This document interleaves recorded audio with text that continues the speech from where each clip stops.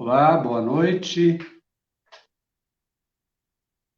Seja bem-vindo, seja bem-vinda para mais um momento de reflexão, de construção desse mutirão pela vida, por terra, teto e trabalho.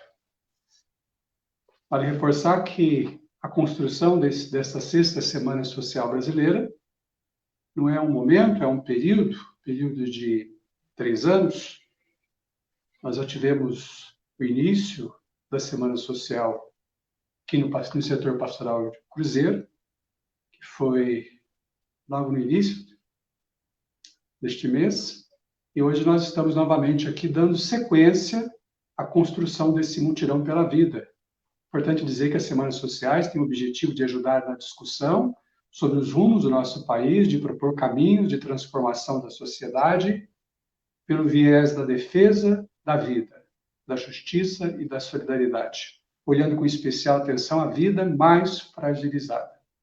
Por isso, a Sexta Semana Social tem como tema Mutirão pela Vida, por Terra, Teto e Trabalho. Hoje nós temos a alegria de acolher você em nome do coordenador do setor pastoral Cruzeiro, Padre Fabrício, também do nosso pároco, Padre Oswaldo, você que está chegando. Acolho com muito carinho também Padre Hudson, que vai estar assessorando essa noite. E o tema dessa noite é um tema extremamente importante, que é o tema que fala sobre a carta ao povo de Deus.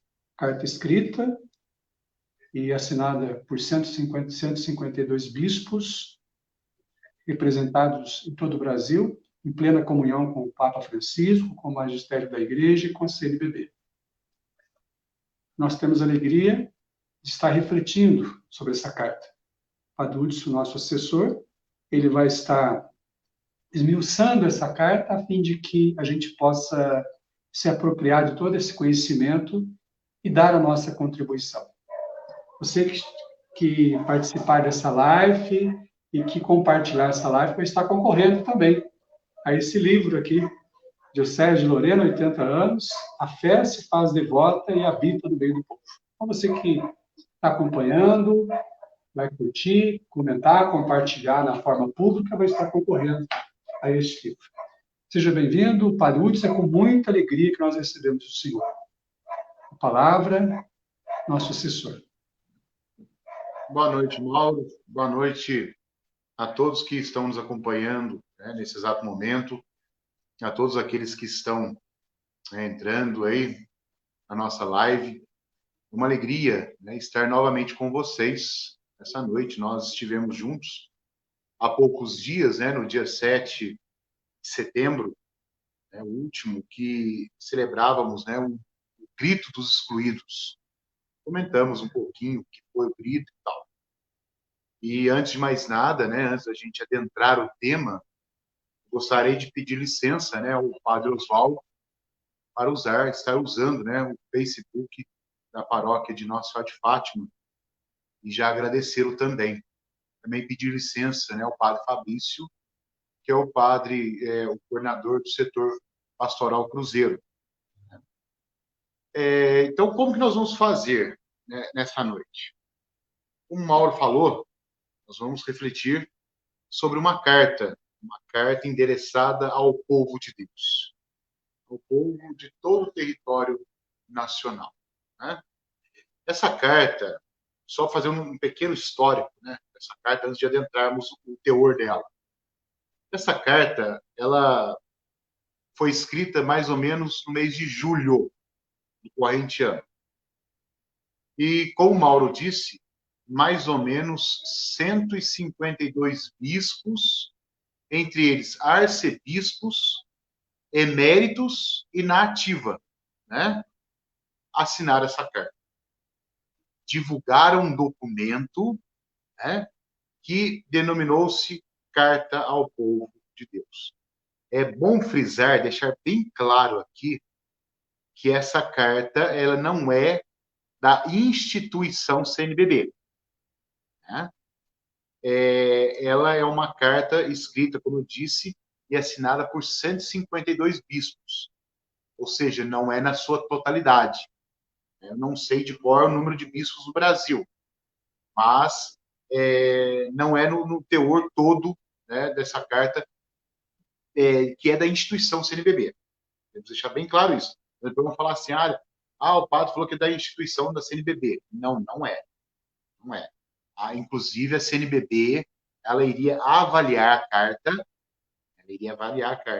porém, essa carta havia já vazado, né? Lá para os meados de julho, mais ou menos. E essa carta, ela está em toda a internet. Toda a internet, se a gente procurar lá no Google, né?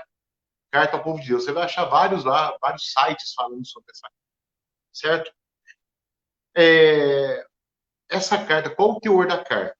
Primeiro, ela faz duras críticas à gestão do governo atual, do governo federal atual. Né? Nós não podemos tampar o sol com a peneira. Não podemos. Daqui a pouco nós vamos ver a carta na íntegra e vamos ver isso aí.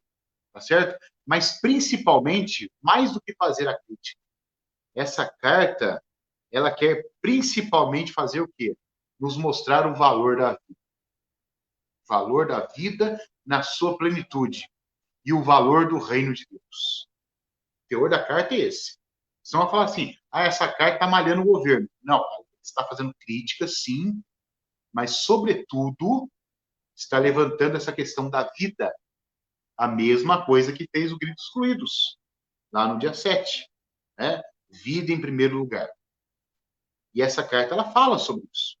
Sobre essas duas coisas. Valor da vida e reino de Deus.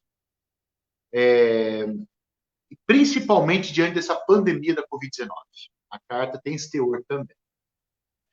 O texto é assinado, entre outros, né, vou falar aqui os principais, certo? Tem outros que não são tão conhecidos assim, mas tem nome de peso nessa carta.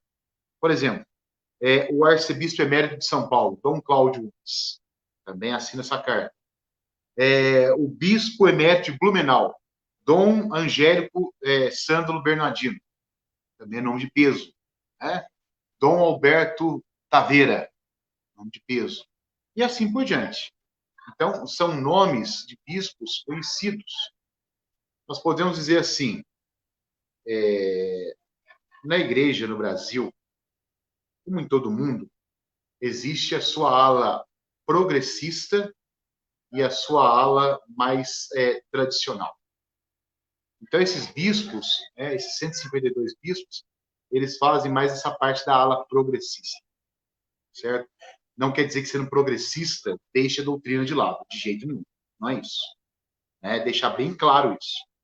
É rebelde, é isso. Não, não, não. De maneira nenhuma. São progressistas na maneira de pensar no aspecto principalmente social da coisa, certo? E isso é uma coisa histórica. Uma coisa histórica. Se a gente for pegar um pouquinho a história da igreja no Brasil, década de 60, 70, como que a igreja lutou bravamente na época. Muitos padres morreram por causa da ditadura. Frei Beto foi perseguido. Outros freis dominicanos foram perseguidos. Dom Paulo Evaristo Arnes, por exemplo, era um nome de peso na época. Se tinha bispos e padres que eram contra o sistema, existiam bispos também que eram a favor. Dom Geraldo Sigu, não sei se vocês já ouviram falar esse nome, ele dizia o seguinte, confissões não se adquirem com bombons. Quer dizer, é uma coisa muito pesada. Pesada. E isso não é invenção do padre Hudson, não. Isso é história. História. Certo? Então, a igreja no Brasil sempre teve esse momento. Essas duas alas. A mais progressista, a mais liberal, vamos dizer assim, a mais para frente, e a mais tradicional. Certo? Quero deixar claro também que mais de 1.000 padres apoiaram essa carta. Padres que se dizem indignados com as ações da atual conjuntura política. Certo? Esses padres, eles também têm uma carta. Fizeram uma carta de apoio a essa carta que nós vamos ver. Certo? esses padres se dizem o quê? Padres da caminhada e padres contra o fascismo, certo? E aí, só para resumir essa introdução, né, de uma maneira bem profética, estes bispos, arcebispos, padres, estão lutando por um Brasil mais justo e mais solidário, certo? Então, essa foi uma pequena introdução para a gente entender um pouquinho o pano de fundo dessa carta. Então, agora, já entrando na carta, o que nós vamos fazer? O padre vai ler essa carta na íntegra e as partes mais importantes a gente vai parar um pouquinho ali e vai se afixar mais, tá bom? Então, a carta começa assim. Somos bispos da Igreja Católica de várias regiões do país, do Brasil, em profunda comunhão com o Papa Francisco e seu magistério, e em comunhão plena com a Conferência Nacional dos Bispos do Brasil. Então, aqui, os bispos querem deixarem claro o quê? Que estão em comunhão com a igreja. Não estão ex-eclésia, fora da igreja. Não. Estão em comunhão plena. Primeiro com o Papa Francisco, que é o bispo de Roma, né, e seu magistério, aquilo que ele escreveu, aquilo que ele falou, e também em comunhão com a CNBB, com os bispos do Brasil. Mesmo tendo bispo que seja contra essa carta ou outras manifestações, mas estão em comunhão. Certo? Depois nós vamos falar por que está em comunhão com a CNBB. Nós vamos chegar lá ainda.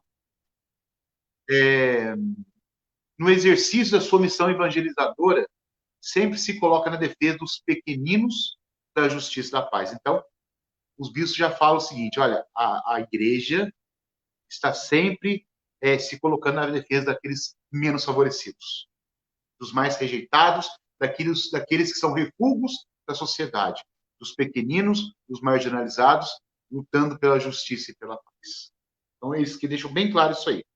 Escrevemos esta carta ao povo de Deus, interpelados pela gravidade do momento em que vivemos, sensíveis ao Evangelho e à doutrina social da Igreja, como serviço a todos que desejam ver superada essa fase de tantas incertezas e tanto sofrimento do povo. Então, o que eles dizem aqui? Eles foram interpelados, né? Eles foram motivados por essa gravidade que estamos vivendo no momento atual. Né? Mas sempre focado o quê? No Evangelho e na DSI, que é a doutrina social da Igreja. Sempre. Inclusive, é muito importante a gente saber, pelo menos, o básico da doutrina social da Igreja. O básico. Aquela questão que é basilar. Né? Claro, existe um livro chamado Compêndio da Doutrina Social da Igreja. Ele é muito profundo. Né? Mas seria importante nós, cristãos católicos, sabermos a base dessa doutrina social da Igreja. Né? E eles falam que desejam ver superada essa fase, que é um momento de incerteza e de tanto sofrimento para tantos brasileiros. Evangelizar é a missão própria da Igreja, herdada de Jesus. Ela tem consciência de que evangelizar é tornar o reino de Deus presente no mundo. Aí eles citam aqui Evangelho Gaudium, a alegria do Evangelho. Né? Eles têm essa clareza de que o reino de Deus tem que estar presente no mundo. Não é uma coisa somente escatológica. O escatom quer dizer ir além, né? No futuro. No futuro que vai além daqui do nosso ser vivo aqui nesse momento, momentâneo. O reino de Deus é aqui. Começa aqui. Não é além. Começa já, né? Segundo a Evangelho Gaudium. Temos a clareza de que a proposta do Evangelho não consiste só numa relação pessoal com Deus. Eles deixam claro isso aí. Não é somente um intimismo. Não é um intimismo somente a proposta do Evangelho. Né? A nossa resposta de amor não deveria ser entendida como uma mera soma de pequenos gestos pessoais a favor de alguns indivíduos necessitados. Isso chama-se desencargo de consciência. A questão do Evangelho, a proposta do Evangelho, ela deve ser atendida não pequeninas coisas, mas um todo. Um todo. E esse todo é justamente em favor daquilo que falou lá no comecinho, dos pequeninos, dos menos favorecidos. Né? Uma série de ações destinadas apenas a tranquilizar a própria consciência. Aquilo que eu falei, é o desencargo de consciência. faz uma pequenina coisa aqui, uma pequenina coisa ali, né? Aí eu vou fazer um bem aqui, um pequeno bem aqui, para ver se ameniza as minhas penas. É um pensamento errado. É um pensamento totalmente errado, né? Para tranquilizar a própria consciência. Não, o reino de Deus é mais do que isso, levar o evangelho é mais do que isso. Deixa bem claro os bispos e arcebispos. A proposta é o reino de Deus, né? Tanto falado no Evangelho de Lucas. O Evangelho de Lucas falou muito sobre o reino de Deus, né? Nasce daí a compreensão de que o reino de Deus é dom, compromisso e meta. Que a gente possa guardar bem isso no nosso coração. Os bispos deixam muito claro isso aí. Reino de Deus não é algo para frente. Reino de Deus é aqui agora. E é esse tripé. Nesse tripé. É dom, compromisso e meta. Já aqui. É o hic et nunc. É o aqui agora. Né? Não é lá para frente. Né? Então, os bispos deixam claro nesse tripé que todos nós cristãos, católicos, né, batizados, deveríamos ter em relação ao reino de Deus. Infelizmente, tem muitas pessoas que entendem o reino de Deus muito errado ainda. Reino de Deus como um castelo, um palácio. Não é. Reino de Deus é a situação atual. Não é um local, é um momento. Né? É o momento que estamos vivendo. Por isso, nós não devemos nos calar diante de muitas, mas muitas dificuldades que se passam no nosso país. É neste horizonte que nos posicionamos frente à realidade atual do Brasil. Então, primeiro eles partiram do geral para o específico. Eles prepararam um pano de fundo para falar agora dessa conjuntura atual do nosso Brasil. Por isso que eles se posicionaram. E qual que é a posição deles? É isso que nós vamos ver agora. Veja, essa parte é importantíssima da carta. Não temos interesses político-partidários, econômicos, ideológicos ou de qualquer outra natureza. Essa carta não é para isso. Não é para apoiar partido tal, partido X ou Y, Z. Não é. Não é para falar sobre questão econômica. Tanto que os bispos e arcebispos não são administradores, não são formados em economia, são teólogos, certo? Então, o interesse deles não é esse. E não vamos também adentrar a questão aqui. Eles vão somente jogar pontos na carta para a nossa reflexão, certo? Nosso único interesse é o reino de Deus, presente em nossa história, na medida em que avançamos na construção de uma sociedade estruturalmente justa, fraterna e solidária, com uma civilização do amor. Justa, fraterna e solidária é justamente aquilo que a doutrina social da igreja fala muito sobre isso. Né? Então, o interesse dos bispos nessa carta é principalmente o reino de Deus, já aqui, né, no nosso meio. O Brasil atravessa um dos períodos mais difíceis da sua história. Vocês sabem que eu sou historiador formado, eu me formei em 98, nasci em 98, pela Unisal, né, a Universidade Salesiana, aqui de Lorena, e história está na veia, né? E realmente, o Brasil atravessa um dos períodos mais difíceis da sua história. Nós temos aí 500 e poucos anos de história. Eu vejo que poucos momentos o Brasil passou por uma situação dessa. Que a junta com a pandemia, né, uma dificuldade toda, como nós já sabemos, e a junta com toda essa estrutura política, nesse pano de fundo político que estamos presenciando por aí, certo? Então, os bispos deixam muito claro, um dos períodos mais difíceis da história no Brasil. Comparado a uma tempestade perfeita. Olha o termo que os nossos bispos utilizam. Tempestade perfeita. O que é uma tempestade perfeita, Padre? É aquela tempestade, tem de tudo. Né? Tem a chuva, tem trovoada, tem relâmpago. É a tempestade perfeita. Né? Para mim, uma chuva gostosa, aquela fininha que faz até dormir. É gostoso, friozinho. Mas a tempestade perfeita é aquela que faz barulho. É muita água, muito barulho, muito trovão, muita luz do relâmpago. Então, eles chamam esse momento atual do Brasil de tempestade perfeita, né? Que dolorosamente precisa ser atravessada. Precisamos atravessar.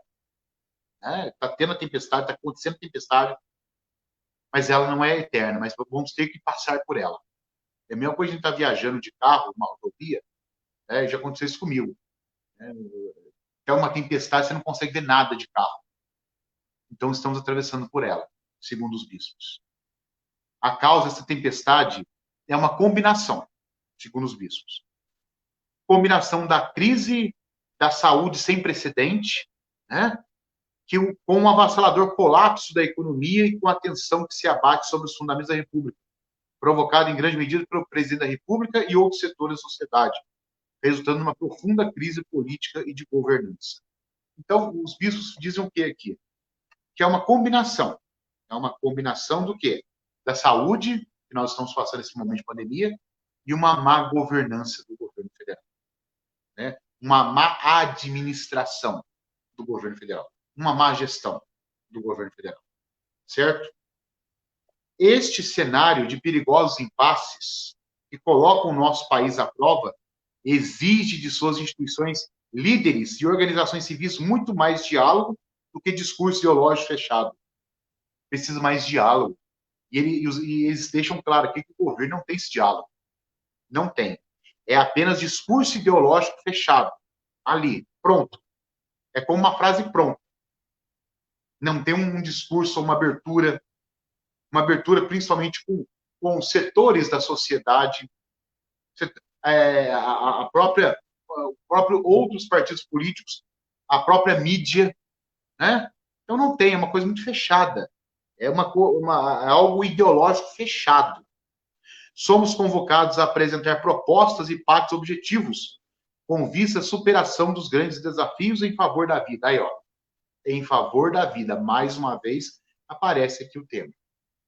Certo? Então, eles se dizem obrigados a se declarar a favor da vida, diante de todo esse caos da saúde, o caos político que nós estamos vivenciando aí. Principalmente dos segmentos mais vulneráveis e excluídos nessa sociedade estruturalmente desigual, injusta e violenta. É aquilo que nós gritamos lá no 7 de setembro. A sociedade, ela é injusta, ela é violenta, ela ainda é preconceituosa, né? Então é isso. A sociedade está estruturalmente abalada. Padre, mas sempre teve, realmente. Mas ela começa a piorar, a deteriorar. Eu imagino assim, é como se fosse a geleira, né? Lá nos polos. Sabemos que as geleiras estão derretendo. Isso é uma coisa de tempo. A gente está vendo que o calor está cada vez maior, cada dia que passa. Então, é uma questão de tempo. A mesma coisa, sempre teve no Brasil. Mas chega um momento que satura, vai saturando. E aí a máquina não vai aguentar mais. A máquina administrativa e também o povo que sofre. O povo que precisa dessa estrutura que seja igual perante todos, justa e não violenta. Certo? Essa realidade não comporta indiferença. Não podemos ficar indiferentes a isso, segundo os bispos. Não comporta, não podemos ser cristãos católicos e ficarmos indiferentes a isso. Não dá. Não tem como. É a mesma coisa querer encaixar uma peça redonda numa peça quadrada de um quebra-cabeça. Não vai encaixar. Certo? É dever de quem se coloca na defesa da vida posicionar-se claramente em relação a esse cenário. Precisamos nos colocar em defesa da vida. Né? Defesa vamos dizer assim, a defesa da vida, não de ideologias. Até estão perguntando aqui, padres católicos podem se manifestar na política? Sim, se for a favor da vida, sim. Luiz Rogério perguntando aqui. Se for a favor da vida, da justiça, da igualdade, sim. Né? Não a favor daquilo que não vamos dizer assim, que não leva à vida. Né? Até só falei aqui, né? O rapaz perguntou ali, só para a gente entender. Né? Podemos sim, até indico a você, o Luiz Rogério, para ler Doutrina Social da Igreja. Muito importante. Certo? Seria muito importante a leitura. Você vai entender muito a relação da política né, dentro de um trabalho social, tá certo? Está perguntando, né, os católicos podem se manifestar apoio nas redes sociais? Aí já vai depender da pessoa, né? Porque a pessoa é dona da rede social e tal. Isso aí vai depender da pessoa, mas nada contra, né? Mas se manifestar politicamente falando, eu entendi assim, né? Eu acho que depende de quem você estiver apoiando. Veja o passado da pessoa, veja a integridade da pessoa, certo? Veja como que é a pessoa, certo? As escolhas políticas que nos trouxeram até aqui e a narrativa que propõe a complacência frente aos desmandos do governo federal não justificam a inércia e a omissão no combate às mazelas que se abateram sobre o povo brasileiro.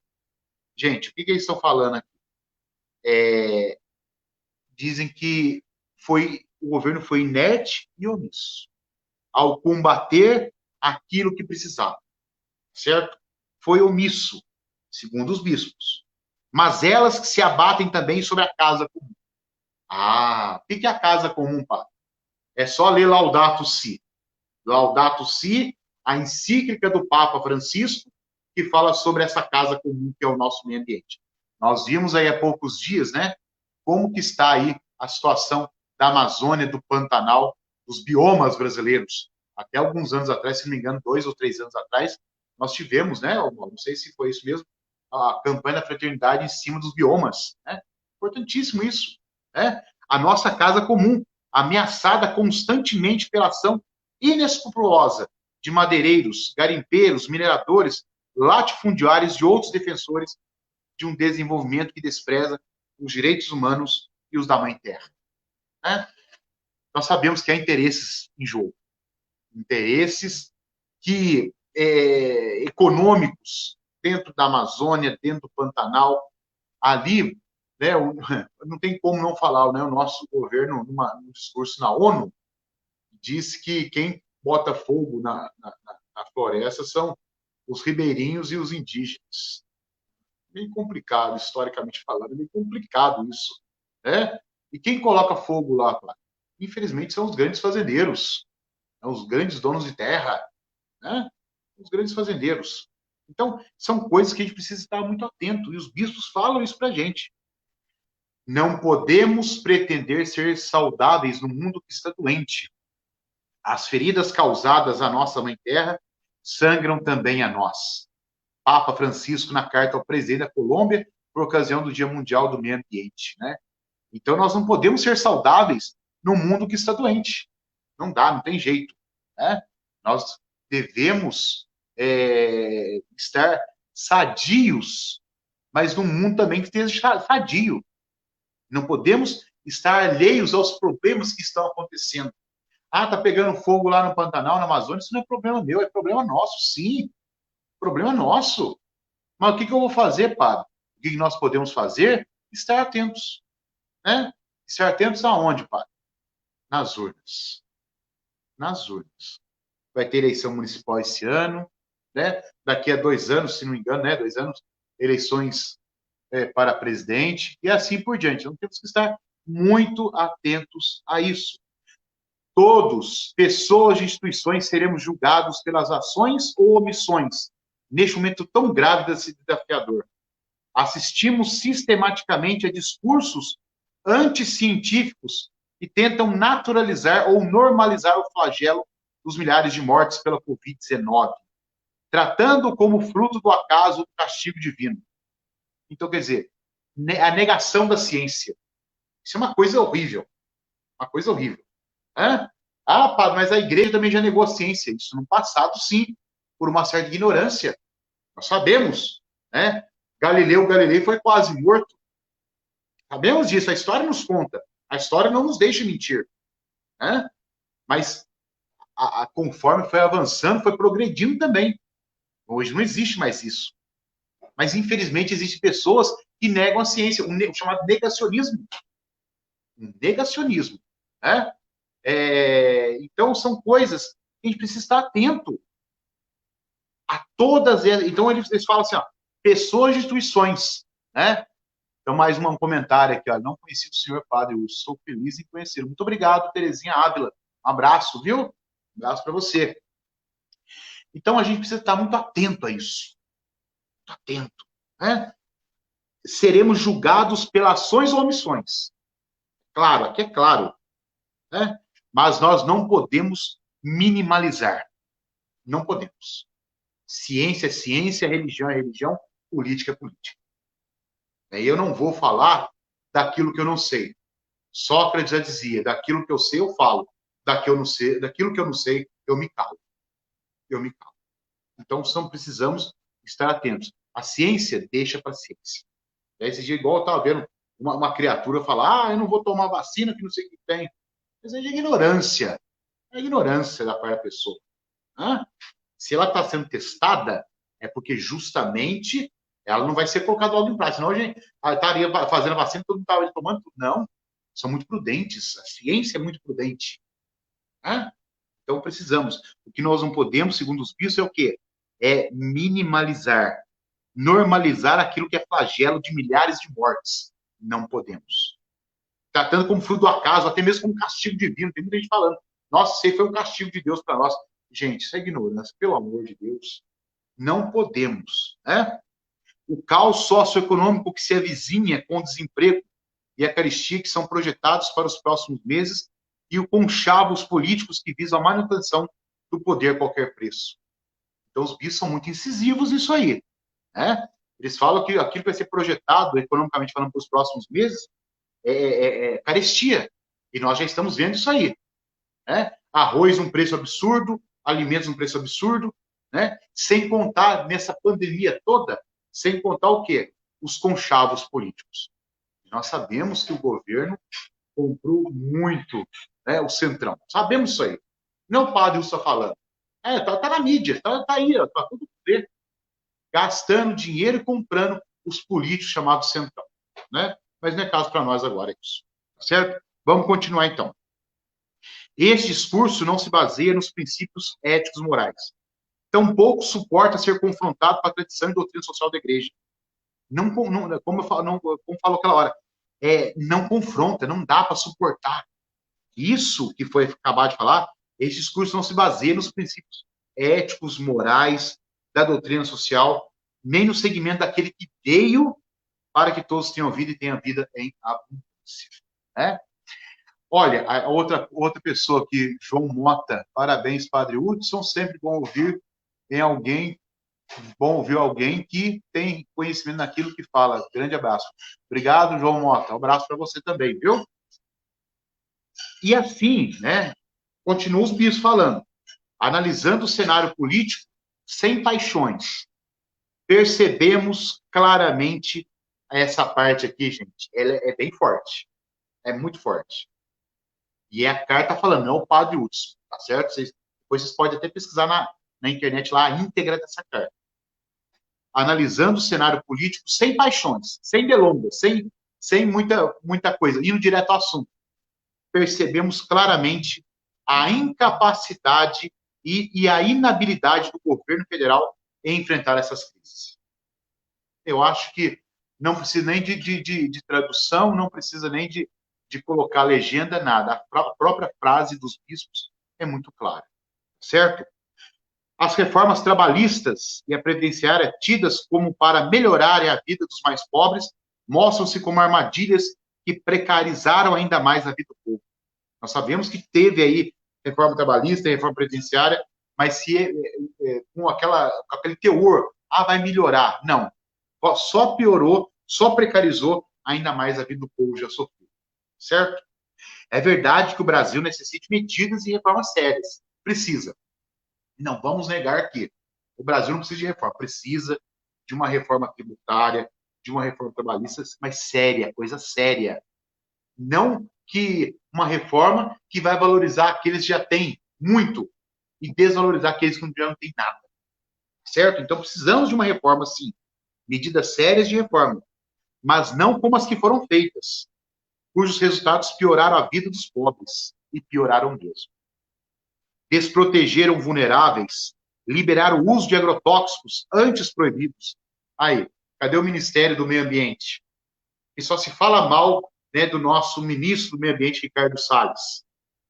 E não sou eu que estou falando. Estamos vendo aí na internet, nas redes sociais, esse próprio despreparo agora das queimadas na Amazônia, no Pantanal. E hoje, se não me engano, né, Mauro, foi assinado até um acordo lá,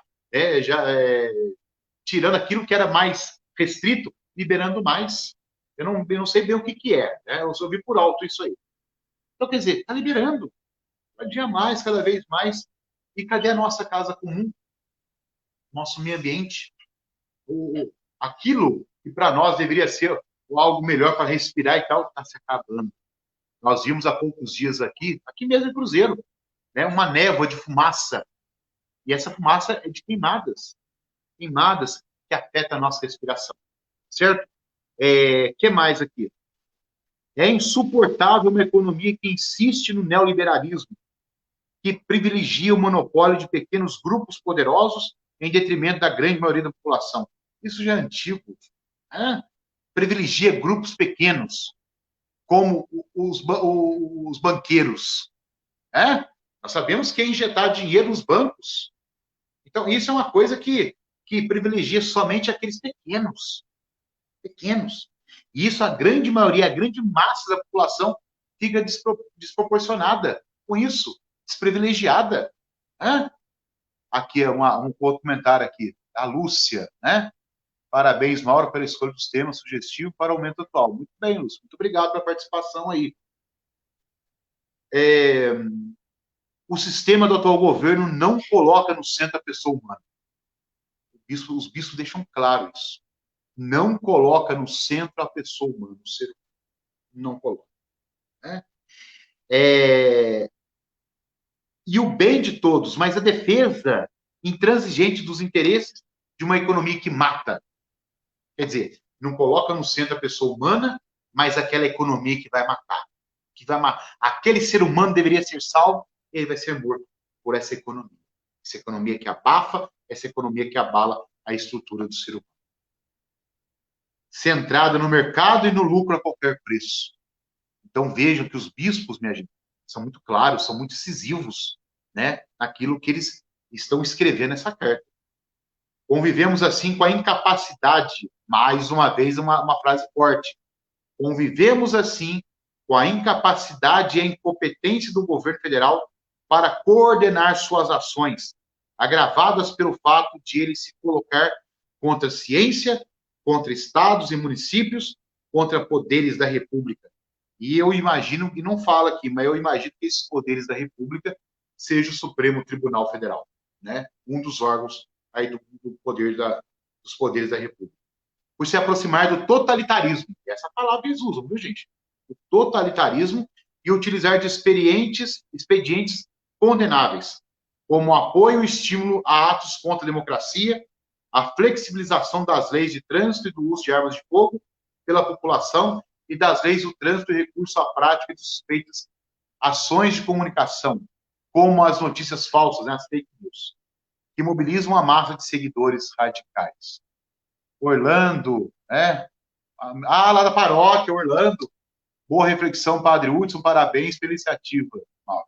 Muito obrigado, viu, Orlando, pela participação aí. Então, o que está falando aqui? Que o governo tem uma certa dificuldade, né? E se agrava mais ainda é se colocar, como já falamos, contra a ciência, contra governos do Estado, né? Contra municípios, expedientes, né, condenáveis, apoio e estímulo contra a democracia, né? Fake news e assim por diante. Então, segundo os bispos, isso não ajuda. Não ajuda nesse cenário político que estamos vivendo. Isso não ajuda. Esse cenário político, essa intransigência do governo, não está ajudando nada. Né? O desprezo pela educação, cultura, saúde, pela diplomacia, também nos estarrece. Essa é a frase dos bispos. Desprezo pela educação, cultura e saúde e a diplomacia nos estarrece. Ficamos indignados com isso. Né? Esse desprezo é visível nas demonstrações de raiva pela educação pública, no apelo a ideias obscurantistas. Qual que é essas ideias obscurantistas, Pá? a Terra ser plana. Né? Tem muita gente que pensa que a Terra é plana, que apoia essa teoria. Gente, olha a ciência. Até não sei se vocês ouviram, né? Teve um casal, uma família, não sei ao certo, que foi, né, num barco à vela para ver onde era o fim do mundo, porque eles tinham certeza de que a Terra era plana. Ignorância da Idade Média, né? A Idade Média, a igreja falava que a Terra era plana, né? A Terra, né, o Sol girava em torno da Terra, não a Terra em torno do Sol, né? Foi um momento, mas a igreja depois ela abraçou a própria ciência nesse sentido. Mas tem pessoas que ainda continuam com essas ideias obscurantistas, certo? Na escolha da educação como inimiga, sucessivos e grosseiros erros na escolha dos ministros da educação. Nós vimos aí. Não tem como não falar. Ministro que foi colocado como ministro da educação que mentiu lá mexendo no currículo. É complicado.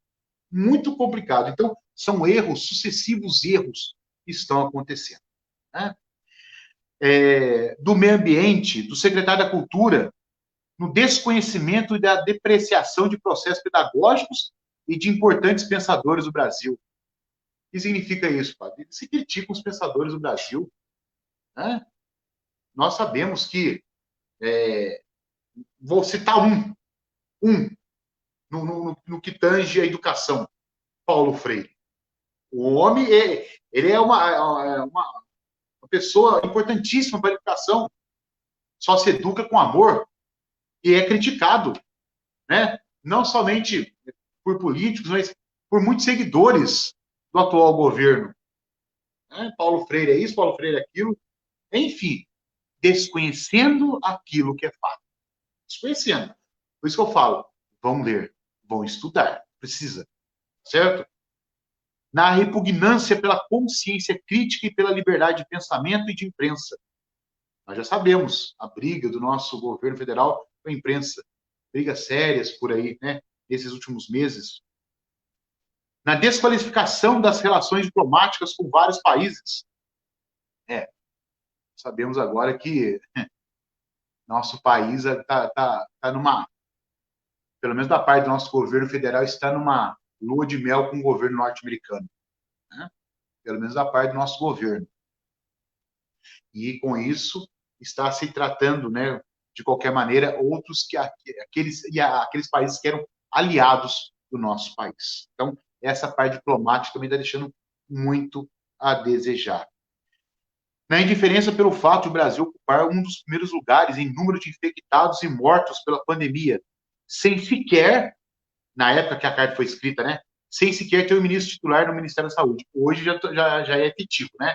Antes ele era apenas de passagem, agora já é efetivo o ministro.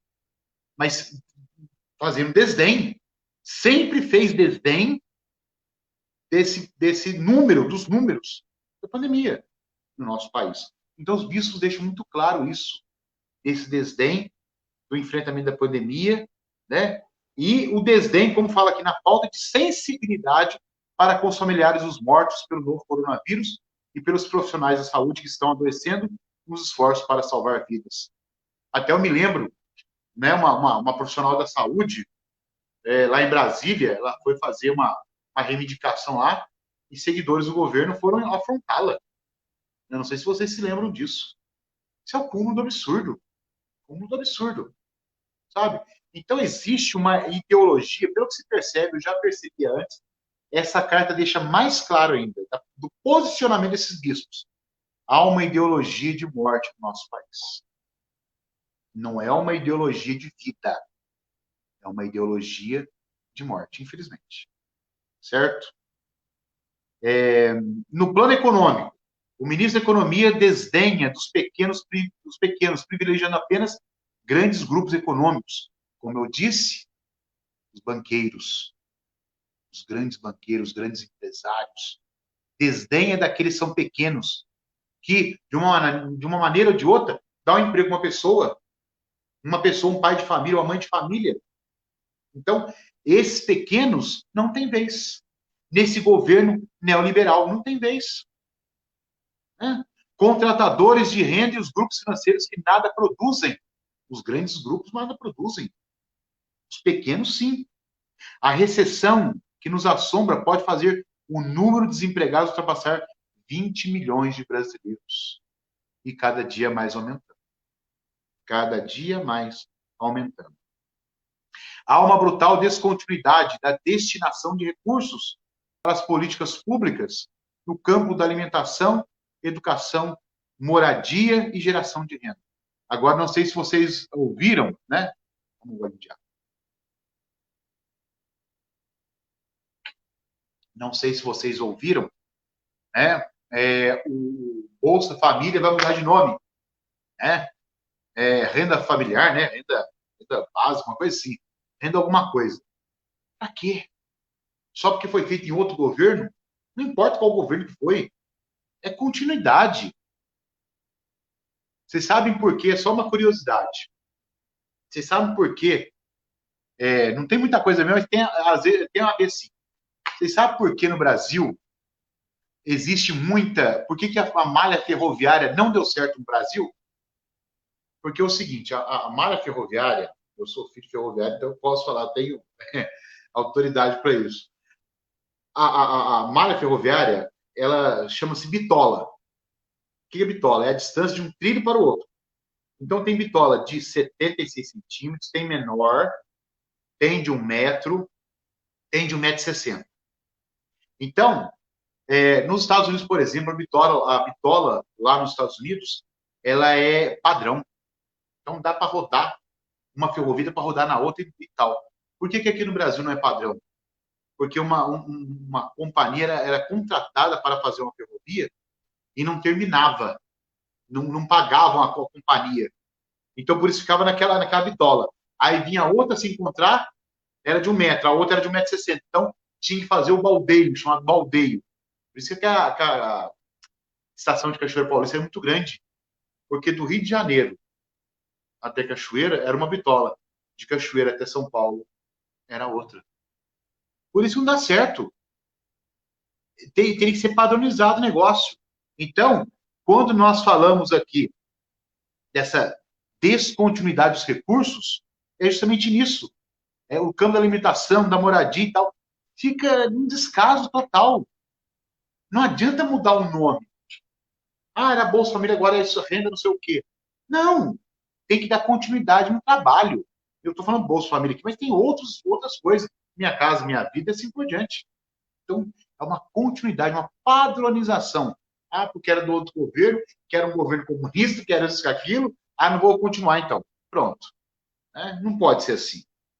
Fechando os olhos aos apelos de entidades nacionais e internacionais, e o governo federal demonstra omissão, apatia e rechaço pelos mais pobres e vulneráveis da sociedade. Aqui, a Vânia Tavares, um abraço ao nosso querido padre, professor Hudson. Um abraço, viu, Vânia? Muito obrigado pela participação. Então, são atingidos. Há um rechaço. O que é um rechaço? Há uma apatia. Falar, está fazendo isso, está fazendo aquilo pelo social. Não está. Nós sabemos. Agora como é que chama agora esse auxílio, né? O governo deu auxílio. Que governo deu auxílio, rapaz? É direito. Aí entra tudo. É o seu direito. É como as políticas públicas. É um direito que o cidadão tem.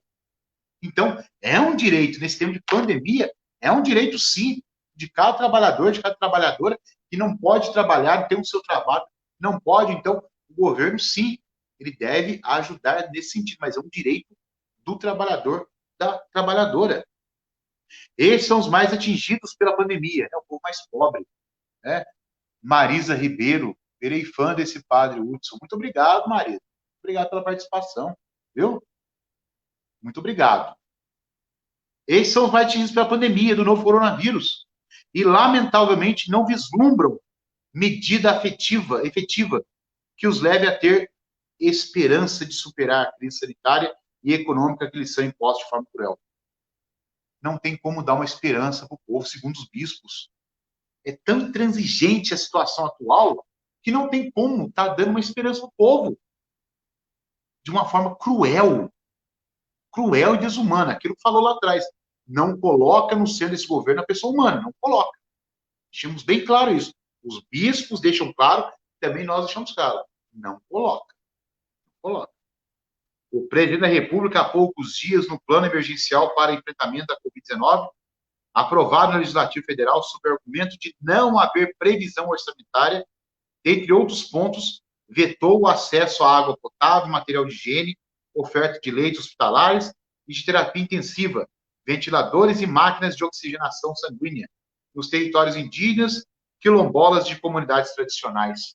Aí a carta cita aqui, conforme a presidência da CNBB, carta aberta ao Congresso Nacional no dia 13 de julho de 2020. Então, é aquilo que foi falado aqui. Não abriu sim o plano emergencial, mas, por um lado, não abriu essa questão da ajuda aos povos mais sofridos, quilombolas, povos indígenas, ribeirinhos, etc. Até a religião, os bispos entraram até na religião. Até a religião é utilizada para manipular sentimentos e crenças, provocar divisões, difundir o ódio, criar tensões entre igrejas e seus líderes. Até eu vendo uma frase do padre Júlio Lancelotti, né, que está sendo perseguido também lá na capital, né, disse esses dias, né, aquela frase, né, Deus acima de tudo, não. Deus, ele está no meio de nós. Bonito isso. Isso é bonito. Acima de tudo, não, ele está no meio de nós. Ele armou a sua tenda no meio de nós. É a Shekinah, ele armou a sua tenda no meio de nós. Então, não podemos, os bispos dizem, não podemos difundir o ódio dentro das religiões. Não podemos criar tensões entre as igrejas e seus líderes. O ano que vem, se Deus quiser, nós vamos ter a campanha da fraternidade ecumênica. Ecumênica. Né? Até já falei com o Heraldo, né? Um abraço para o Heraldo, se ele estiver me vendo lá, que é o coordenador da campanha da fraternidade, né? Da paróquia e também da nossa diocese. Falei com ele para a gente ir lá na paróquia, procurar os pastores e pastoras, procurar para um diálogo, para uma conversa, procurar também pai de santo, mãe de santo, para conversarmos. Sim, devemos procurar aquilo que converge, não aquilo que diverge. Aquilo que diverge está cheio por aí, mas aquilo que converge, precisamos. Né? Ressalta-se o quanto é perniciosa toda associação entre religião e poder no Estado laico, especialmente a associação entre grupos religiosos fundamentalistas e a manutenção do poder autoritário. É complicado isso. Alguns anos atrás, existia a ligação, a união do Estado com a Igreja. Hoje não mais, acabou. Acabou isso. Né? Hoje o Estado é laico. Nós sabemos disso. Sabemos disso. Não podemos misturar as coisas. Não dá, não tem jeito. Como não ficarmos indignados diante do uso do nome de Deus e da sua santa palavra, misturados às falas, posturas preconceituosas que incitam ao ódio ao invés de pregar o amor para legitimar práticas que não condizem com o reino de Deus e a sua justiça. Isso aconteceu muito na história, minha gente. Muito na história. Se matou em nome de Deus. Né? José Coutinho Franco. O seu Coutinho. Oi, padre. Muito rica a reflexão. Muito obrigado, seu Coutinho. Paróquia também lá. Muito obrigado pela presença. Como não ficar indignados, minha gente? Diante do uso do nome de Deus em vão? E nós sabemos disso. Não tomar seu santo nome em vão. Mas mais do que isso, se usa o nome de Deus para práticas e posturas preconceituosas, segundo os bispos. Né? Práticas preconceituosas incitam ódio. Ao ódio quem? Ao ódio aos católicos, ao ódio às pessoas que participam, que são de religiões afro, o candomblé, a umbanda. Temos que ter respeito. A própria Constituição Federal diz que nós temos o direito a ter uma religião, não importa qual seja. Precisamos respeitar esse direito. Esse direito adquirido pelo cidadão. Não podemos... não sei o que tem, é do demônio. Tudo... Não, que isso? Tudo é do demônio agora? Até tem uma história, eu sempre conto nas missas, né? um monge foi fazer jejum, era dia de jejum, lá no mosteiro. E aí tinha um monge que pegou um ovo, começou a cozinhar o ovo na chama da vela lá dentro do quarto. Cozinhar o ovo para comer. O abade, né, o superior do mosteiro, viu aquilo e falou, mas hoje é de jejum. E o que o monge falou para ele? Ah, foi o demônio que me ensinou. O abade foi falar com o demônio, mas você ensinou o rapaz lá fazendo jejum, a cozinhar ovo na vela, o demônio falou assim, nem eu sabia disso. Então, quer dizer, a gente coloca muitas coisas para o demônio daquilo que é próprio ser humano. Né? Não estamos falando daquilo que o demônio é bonzinho, não. Ah lá, Heraldo.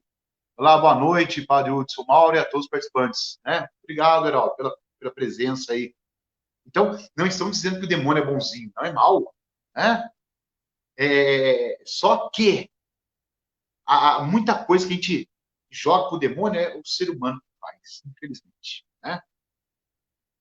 Mesma coisa essa questão de usar o nome de Deus para incitar o ódio e práticas injustas também. O momento é de unidade no respeito à pluralidade. Bonita essa frase.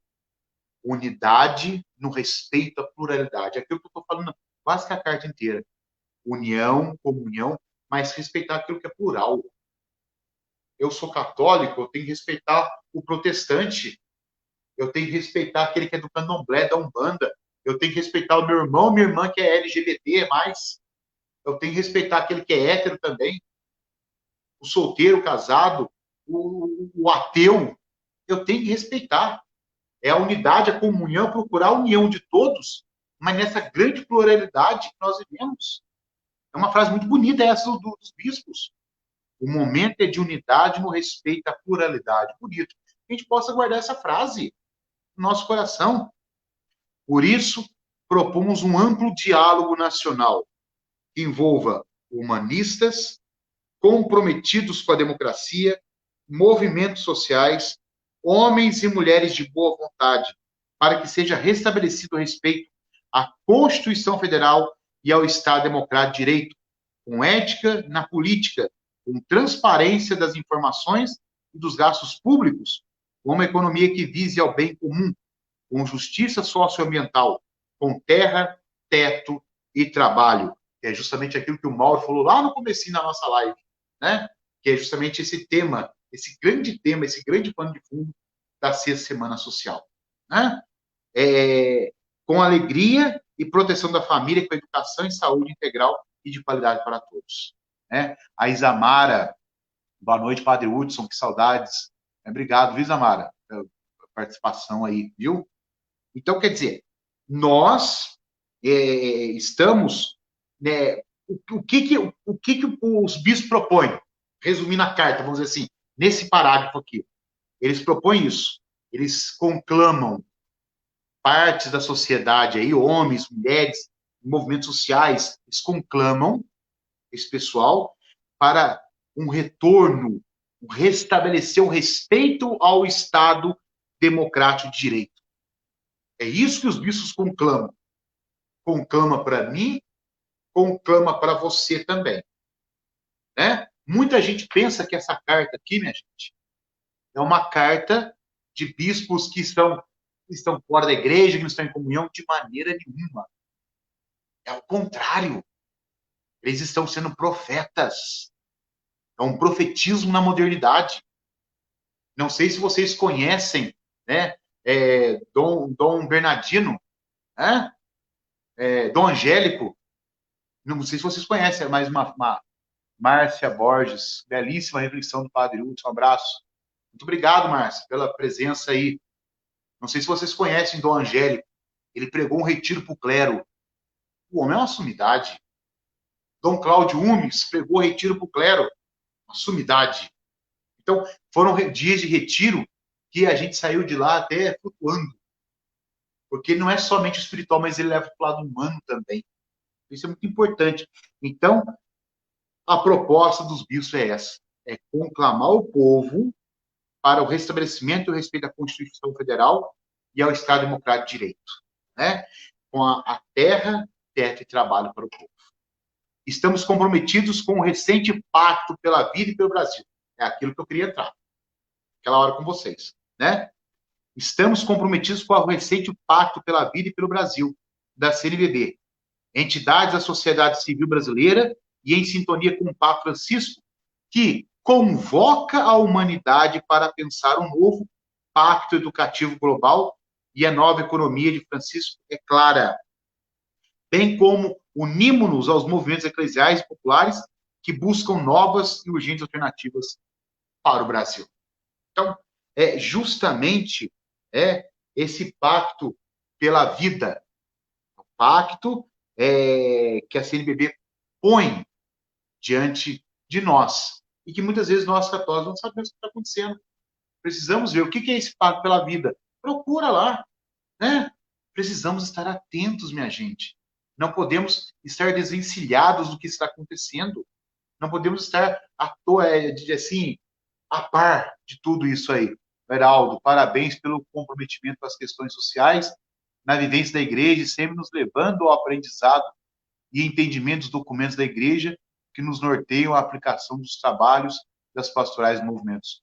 Obrigado, Heraldo, pela reflexão aí. Muito obrigado.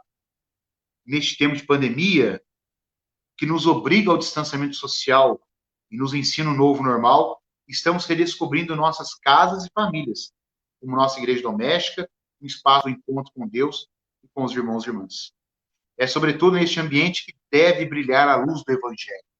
A luz do Evangelho, que nos faz compreender que este tempo não é para a indiferença, para o egoísmo, para divisões e nem para o esquecimento.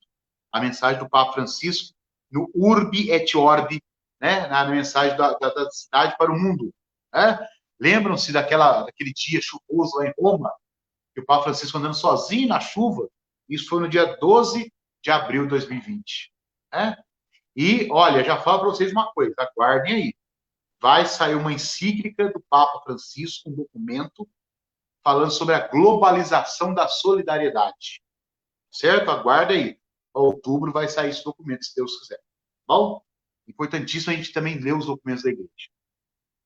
Despertemo-nos, portanto, do sono que nos imobiliza e nos faz meros espectadores da realidade, de milhares de mortes e da violência que nos assola. Com o apóstolo São Pedro alertamos que a noite vai avançada, o dia se aproxima.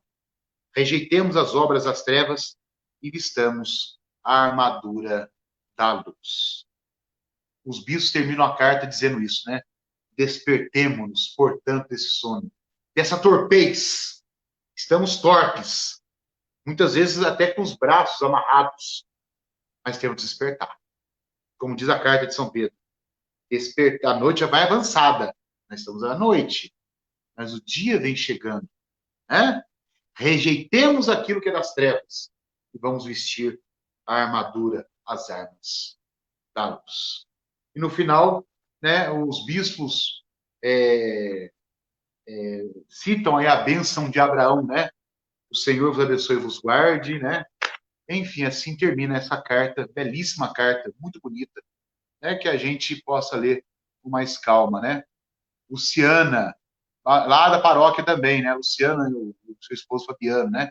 Boa noite, Padre Hudson, Mauro e a todos que estão participando. Ótima reflexão. Nos leva a estar mais atentos ao nosso cenário político. Estamos aqui acompanhando.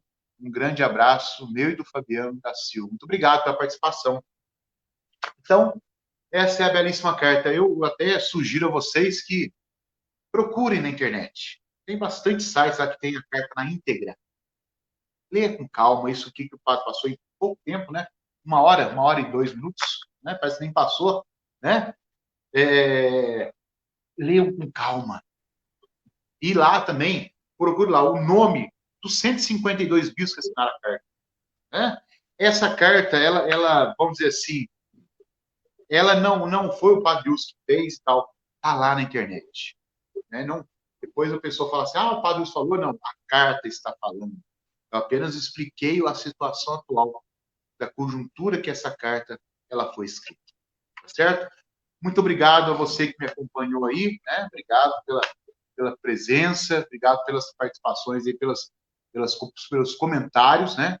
Também muito obrigado a você, Mauro, né, por esse convite que foi feito para o dia de hoje.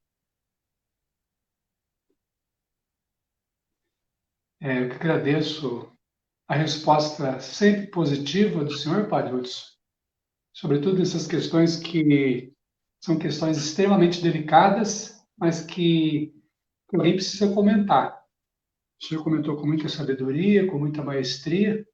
Você que está nos acompanhando aí, se você tiver alguma pergunta, algum questionamento, algum adendo para colocar, acho que vale a pena a gente estar pensando, né? Enquanto leigo, enquanto leiga, qual deve ser a nossa postura em relação a essa carta? Em relação a essa carta e em relação a tudo isso que está acontecendo, padre. Qual que é deve ser a nossa postura de cristão? Primeiro, nós temos que, dentro dessa conjuntura, nós temos que ter a seguinte opinião. Naturalmente, o homem é um ser político, né? Inclusive, até se tiver algum candidato aí, né, prefeito ou vereador, nos vendo, seria bom ler a Política de Aristóteles. Muito bom, muito importante. Se queremos conhecer a política, devemos conhecer o que é a política de Aristóteles. Né? A participação do cristão, inclusive do cristão, é muito importante na política. Tem que ter uma postura crítica. Né? Eu não posso, por exemplo, assim,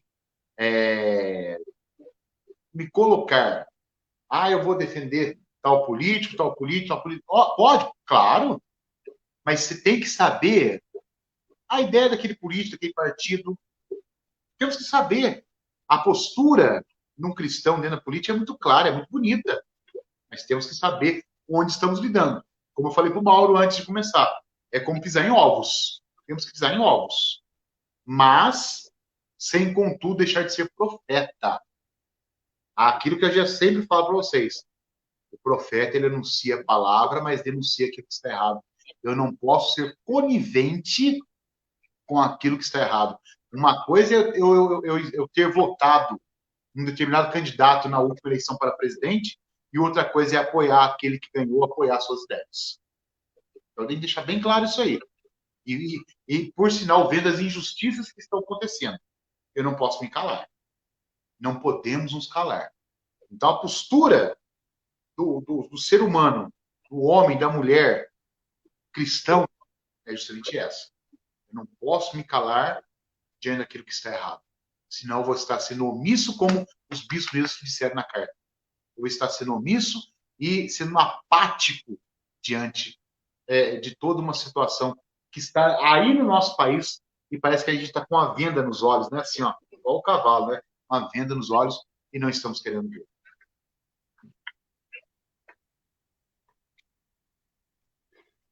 Padre, se evangelizar é a missão própria da igreja,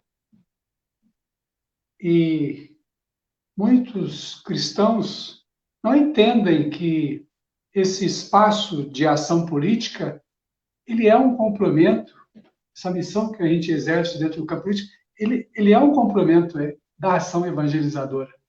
Como que a gente pode, o senhor poderia ilustrar isso, elucidar isso, para que as pessoas entendam também que militar na política é evangelizar. Na ou realidade, não é evangelizar? A missão da igreja é evangelizar. Perfeito. Só que o que é esse evangelizar? É pegar a Bíblia e falar para o povo? Não. Isso é minimizar muito a prática do evangelizar. Mas qual a missão da igreja evangelizar? O que é isso? Primeiro, é levar a palavra para as pessoas. E essa palavra está em todos os cantos. Não é dentro da igreja, do templo em si. Então, eu tenho que ser uma testemunha lá fora. Já dizia o documento de Aparecida. Nós somos o quê? Discípulos e missionários. Então, eu tenho que propagar essa palavra lá fora. Não adianta propagar aqui dentro do templo. Não. Ou dentro da minha casa. Eu tenho que ir mais, eu tenho que ir além. Então, essa palavra deve chegar nesses âmbitos, principalmente no âmbito político. Né? Militar politicamente é uma coisa, mas você militar com consciência da sua da sua integridade de ser cristão é outra. Né? É totalmente diferente. Apenas o militante por ser militante e tal, mas você militar, mas com essa concepção de um ser cristão, já é outra coisa. Então, é nesse ponto, aí que está o ponto nevrálgico da coisa. É eu ter sim o meu partido, eu posso ter o meu partido, meu candidato sim, mas eu tenho que ver aquilo que ele está fazendo, aquilo que a minha candidata ou o meu candidato está fazendo. Né? É conivente com aquilo que eu estou querendo para a minha vida, para a vida dos meus irmãos? É conivente com a ideia de ser cristão? Já dizia Paulo na segunda leitura de ontem, tende em vós os mesmos sentimentos de Cristo Jesus. Tem em vocês o mesmo sentimento de Cristo. Não é o sentimento lá do espírito de corpo, mas o espírito de Cristo na nossa vida. Então, em todos os âmbitos, dentro da igreja, tempo, dentro da sociedade, portanto, dentro da política também. Esse aparelhamento de evangelizar com a própria vida, ele é essencial dentro do campo da política. Porque normalmente as pessoas elas se candidatam a um cargo político e quando são eleitas, parece que alguns esquecem que eles devem continuar retratando com a própria vida aquilo que liam no Evangelho, aquilo que proclamavam dentro da igreja. Acho que talvez seja a grande dificuldade dos cristãos, principalmente dos cristãos, né, de externar com a vida, de forma objetiva e clara, com um comportamento ético, visando o bem comum, entender que isso é evangelização. Assumir a causa do outro, o bem do outro, a necessidade do outro. Talvez essa seja uma grande dificuldade. Exatamente. Aí eu lembro aqui de muitos políticos da nossa cidade, que, por exemplo, eu vou citar um, que dizia, né, uma famosa frase, né?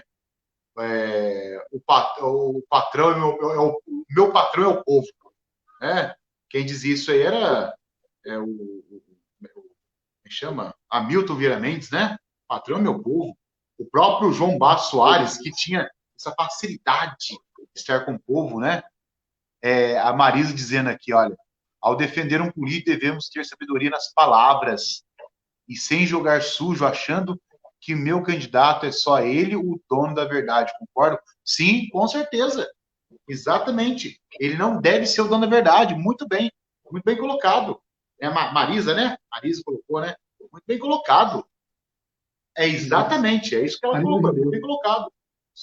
Pensando que ele é a última bolacha do pacote, que isso que aqui não pode. Não se deve. Isso que ela falou aí, eu fecho aqui minha fala. Não se deve defender o político. Se deve defender, sim, aquilo que ele fez de bem comum. Né? Um vereador conseguiu lá uma ambulância para a comunidade, ótimo. Conseguiu com recursos lá um deputado lá, muito bom. Ótimo, isso é muito bom. Agora, não defender. Porque, infelizmente, teve políticos aí que foram deputados federais, não fizeram nenhum projeto de lei, só dormir lá na Câmara Federal, né? Ele não fez nada. E foi ganhando aí 28 anos consecutivos aí. Não fez nada, infelizmente. Olha, só para não alongar muito, mas acho que eu notei algumas coisas que o senhor sublinhou e que eu gostaria de reafirmar, por exemplo, em favor da vida. Esse é o pensamento da carta. A carta foi escrita em favor da vida. Outra coisa que marcou também que essa incapacidade de gestão. Normalmente, quem está fazendo gestão, ele consegue suprir isso quando ele tem bons assessores. O prefeito, o governador, o presidente, ele não precisa saber de tudo, mas ele precisa ser bem assessorado. O padre, o bispo, não precisa saber de tudo, mas ele tem que ser bem assessorado. Se o senhor não for bem assessorado, o senhor não consegue realizar a missão do senhor. Se o bispo não for bem assessorado, ele não consegue realizar a missão dele. Mesma coisa um vereador, um deputado, um senador. Se eles não forem bem assessorados, eles não conseguem realizar a missão deles. Então, o que a gente percebe aqui? que está faltando boas assessorias. É um governo que não tem bons assessores. E por ele não ter bons assessores, ele está fadando a gestão dele ao fracasso. Não é verdade? Exatamente. Infelizmente, é Então, assim, é o que está acontecendo, é o que você falou, é a verdade. E a assessoria é tudo. E nós vimos aí, parecia, né, desculpe até, né, as ausências aí, mas parecia aí aqueles filmes dos Três Pateta, né, determinadas coisas aí, né, aquele namorinho, né, do governo com aquela atriz lá, esqueci o nome dela, né, a Regina Duarte, né, aquele namorinho, aquele sorriso para lá e para cá, daqui a pouco tira, põe, volta, vai para outro canto. Então, sabe aqueles filmes pastelão, né, da década de 20? Parecia aqueles filmes. É o que você falou, uma má assessoria. Pode ser até que tenha ideias boas e tal, mas assessores não tem. Né? E sem contar, eu nunca vou me esquecer disso, eu acho que muitos de vocês também não. Aquela famosa reunião do dia 22 de abril, né? que muitos ministros já falaram coisas que não devia. Nosso presidente me falou coisas que não devia. Pois é. Gravou, né? Então, quer dizer, um falando que tinha que matar os ministros supremos, que isso? Não, são coisas que não pode acontecer. Um ministro falando isso. Ninguém pode falar isso. Ainda mais o ministro. Né? Então, eu vejo, é exatamente isso aí. Mal assessorado. Infelizmente, assessorado. Então, outra coisa também, né? Essa brutal descontinuidade da destinação dos recursos. Gente, os recursos eles já são escassos. Aí começa a tirar recurso, desviar recurso de destinações que são prementes. Eu fiquei vendo alguns dados aí de alguns secretários em relação ao que foi gasto de recurso disponível com o enfrentamento da pandemia. Não se gastou nada. Não se gastou nada de recurso com o enfrentamento da pandemia. Não se gastou nada de recurso de enfrentamento com essas desgraças, com essas queimadas. E pior do que não gastar nada é descontinuidade, a brutal descontinuidade da destinação. Quer dizer, além de não usar o recurso, muda o recurso, canaliza o recurso para outra coisa que não é tão premente. Eu fico pensando assim, né? São pedaladas, aí, né? São pedaladas. Sim, lembra da história das pedaladas? Por muito menos, né, uma presidente saiu do governo, né, por causa de pedaladas muito, muito menores do que essas. Fez valer a justiça? Fez valer a justiça, tudo bem. Mas e agora? Né? Então é isso mesmo. Até tem uma parte na carta aqui que diz que aquilo que deveria ser usado como leis hospitalares, terapia intensiva, não foi destinado para os quilombolas, para comunidades tradicionais, ribeirinhos, indígenas, não foi destinado. Então, quer dizer, é muito claro isso. Essa carta eu vejo como uma carta denúncia. Uma carta denúncia.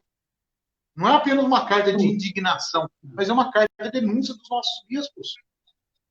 Parece que essa questão aqui da destinação desses recursos aqui para os indígenas, quilombolas, parece que o Supremo autorizou isso aqui, viu? Teve uma denúncia no Supremo Tribunal, parece que o Supremo autorizou isso aqui e eles vão ter que fornecer, ou já estão fornecendo essas coisas para o... E o que é justo, né? É justo. Outra coisa que chama atenção aqui, padre, é que todo esse cenário político está levando lideranças de igrejas, aí eu vou dizer, de lideranças católicas ao confronto. Irmãos de igreja, padres, bispos, leigos e leigas, a se confrontarem. Gente, que absurdo isso. Isso é um absurdo. É um absurdo. Isso não pode acontecer. Isso é um absurdo. É um absurdo. Exatamente. Tem pessoas que apoiam dentro da igreja, estão apoiando, né? Mas o apoiar não é o crime. O apoiar cada um apoia ou desapoia, não tem problema. Mas o ruim é esse confronto, esse embate. Pessoas que se conhecem há 30, 40 anos hoje são inimigas por causa de política. Não pode, isso não Isso é pode absurdo. acontecer. E aí, uma frase que o senhor frisou: o momento é de unidade no respeito à pluralidade. Isso aqui é máximo, né? Eu acho que a frase da carta é essa. A frase da carta. Momento de unidade no respeito à pluralidade. A gente tem que respeitar o outro, o posicionamento do outro, o pensamento do outro. A gente tem que respeitar. Acima de tudo, a gente tem que amar o irmão. Mesmo que o irmão pense diferente da gente, a gente tem que amar, a gente tem que respeitar. E a gente tem que apoiar o irmão naquilo que é bom. Quantos irmãos estão virando as costas uns pelos outros? E eu queria só reforçar aquilo aqui. Pacto pela vida e pelo Brasil. De que forma nós, católicos, vamos dar a nossa parte nesse pacto pela vida e pelo Brasil? E aí tem mais: pacto pela educação global, pacto pela economia de Francisco e Clara. Quer dizer, de que forma nós, católicos, vamos contribuir com esse pacto? Esse pacto pela vida, pelo Brasil, pacto pela educação global, pela economia de Clara e Francisco. De que forma que nós vamos colaborar com esse pacto? De que forma? Eu acho que a gente tem que ser muito consciente das coisas. Muito consciente. Principalmente no que diz respeito, assim, a eu conhecer o que está à minha volta. Né? Eu tenho que saber, eu tenho que conhecer. Muitas vezes a gente está vendo os jornais e a gente está sendo indiferente e tal. Então eu tenho que conhecer aquilo que está à minha volta. É aquele velho método que nós já estamos acostumados dentro da igreja. O ver, julgar e agir.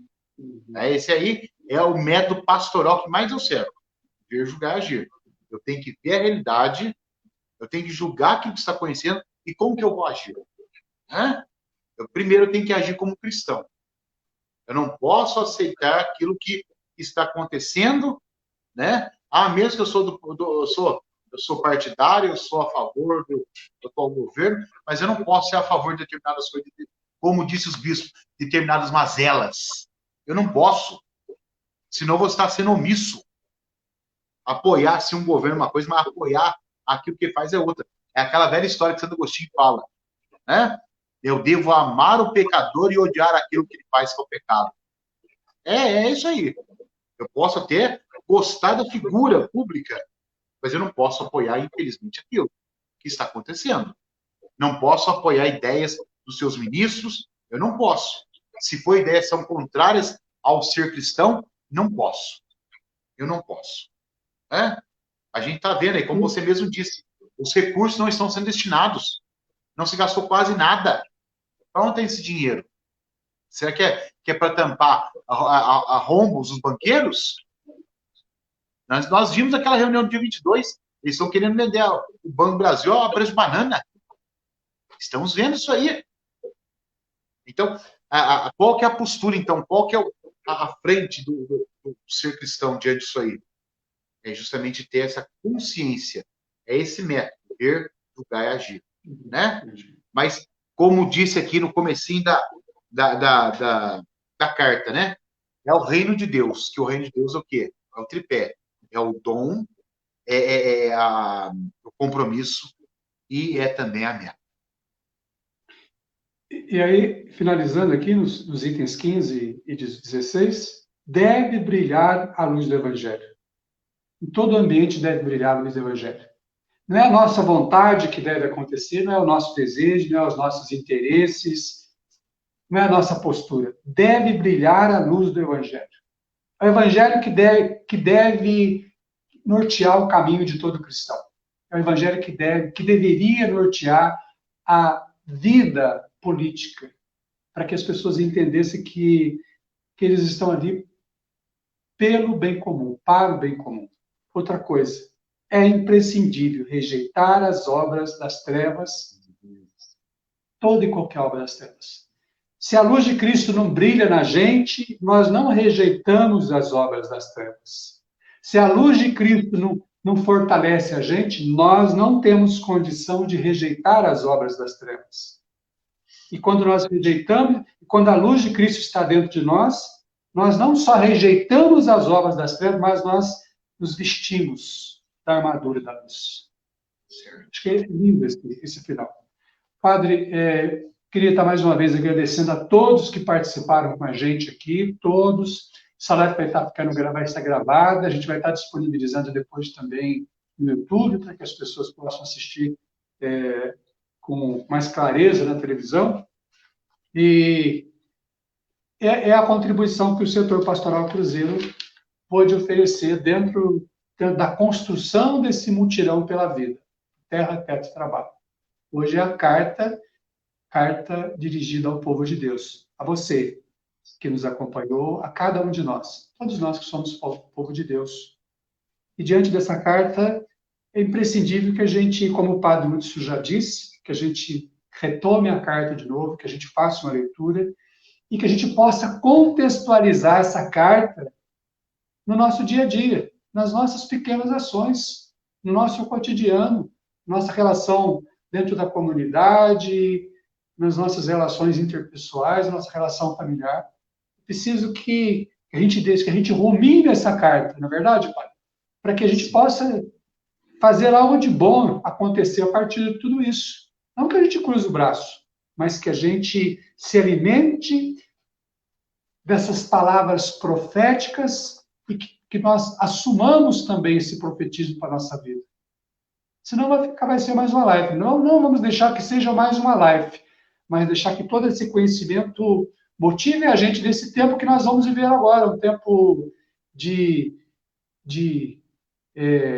onde as pessoas vão estar buscando voto, um tempo de eleições, tempo difícil, onde muitos vão passar para a gente talvez uma realidade que a gente sabe que não é, um tempo de muitas promessas, um tempo de muito messianismo, mas é preciso que a gente tenha sabedoria, tá bom?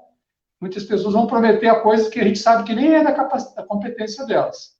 Nós estamos falando de uma eleição municipal. Então, não dá para as pessoas virem fazendo promessas numa esfera estadual e federal. Aí vão ter sabedoria. Mas é importante que a gente não rotule ninguém, que a gente não despreze ninguém, que a gente saiba acolher todos aqueles e aquelas que vierem falar com a gente.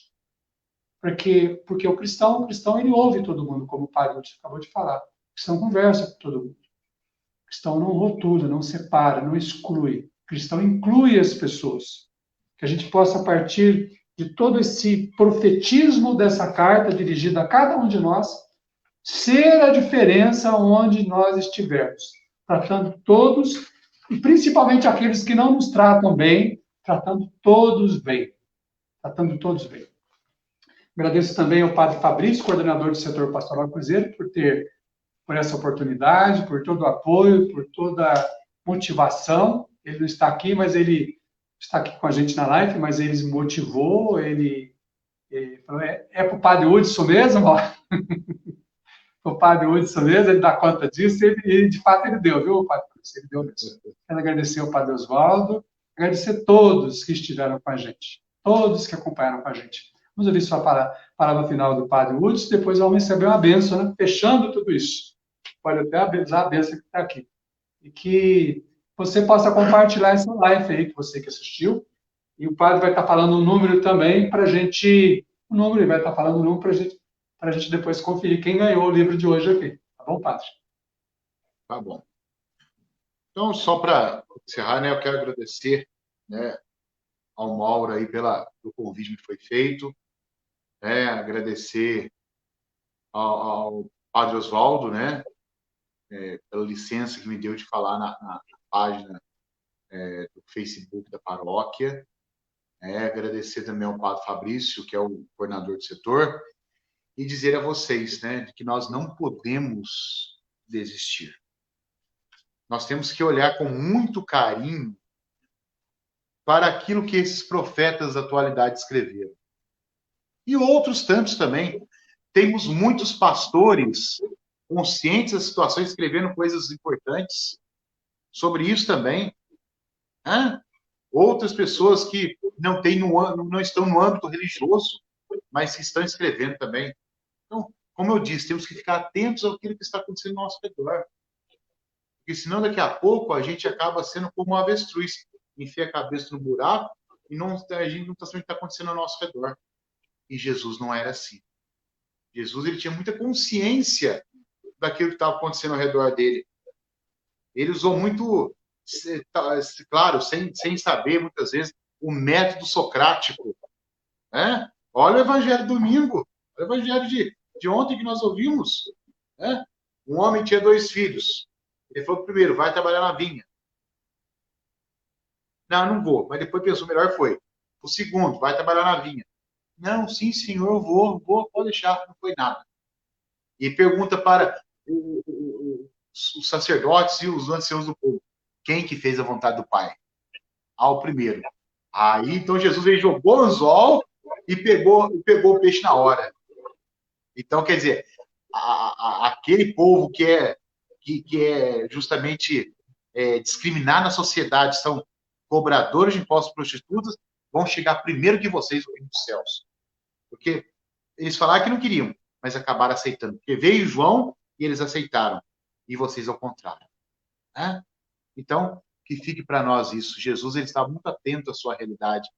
E nós também que somos cristãos, como disse Paulo ontem, né, na segunda leitura, que tenhamos dentro de cada um de nós os mesmos sentimentos de Cristo Jesus. Não somente no âmbito intimista, espiritual, mas sim, principalmente, no âmbito social, no âmbito altruísta. Sempre pensar no próximo. Então, que a gente possa pedir a bênção de Deus para nós, a bênção de Deus para a nossa vida, a bênção de Deus para a nossa caminhada de fé, sempre procurando resistir cada vez mais enquanto cristãos. O verdadeiro cristão é aquele que não desiste da batalha. Está sempre lutando, sempre ali, com a mão na arada, olhando para frente e jamais olhando para trás. O Senhor esteja sempre convosco, Ele está no meio de nós. Pela intercessão da bem-aventurada sempre Virgem Maria, Senhora da Conceição Aparecida, Rainha e Padroeira do Brasil, Mariama, desça sobre vós, sobre a vossa vida, sobre os vossos trabalhos, a bênção do Deus Todo-Poderoso que é Pai, Filho e Espírito Santo. Amém. Muito amém, muito axé a todos vocês. Amém. Ô, padre, um número aí, fala o número da dezena aí. Uma dezena. O número da perfeição 7. Beleza. Então, a gente vai estar conferindo o número 7, a gente vai estar encaminhando aí o presente, que é a oferta da paróquia Nossa Senhora de Fátima. Padre, mais uma vez, muito obrigado pela presença do senhor, pelo carinho, e estamos juntos, viu? Muito obrigado, aí, viu? Logo vai ter outra, viu? Deus Esperto quiser. que logo vai ter outra. Deus abençoe. Obrigado pela participação de todos. Obrigado por todos que estiveram com a gente aí. Boa noite para todos.